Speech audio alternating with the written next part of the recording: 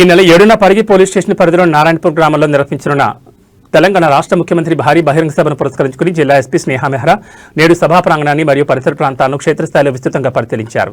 ఈ సందర్భంగా ఎస్పీ సభ నిర్వహించనున్న స్థలం, ప్రముఖులు కూర్చునే డీరింగ్ భద్రతా ప్రాంతం, ప్రజలు కూర్చునే విభాగాలు, ప్రవేశ నిష్క్రమణ మార్గాలు, అత్యవసర వాహనాల రాకపోకల మార్గాలను క్షుణ్ణంగా తనిఖీ చేశారు.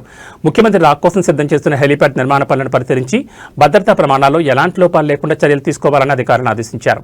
అనంతరం సభకు హాజరయ్యే అశేష జనవాహిని దృష్టిలో ఉంచుకుని వాహనాల పార్కింగ్ ఏర్పాట్లు, ట్రాఫిక్ మైలింగ్ మార్గాలు, పాదచారుల సౌకర్యాలు, బారికేడింగ్ ఏర్పాట్లను పర్యవేక్షించారు.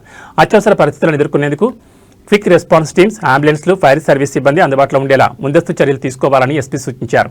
ప్రతి అధికారి పూర్తి అప్రమత్తతో విధులు నిర్వహించాలని, ప్రజలకు ఎలాంటి సౌకర్యం కలగకుండా అన్ని శాఖలతో సమన్వయంతో కలిసి పనిచేయాలని స్పష్టం చేశారు. ఈ కార్యక్రమంలో జిల్లా అదనపు SP B Ramulu Naik, Parigi DSP Srinivas, Tandur DSP Narsing Yadav, DCRB DSP Janaiah, DTC DSP Srinivasulu, AR DSP Veeresh, సీఐలు, ఆర్ఐలు, ఎస్ఐలు, ఆర్ఎస్ఐలు మరియు పోలీస్ సిబ్బంది తదితరులు పాల్గొన్నారు.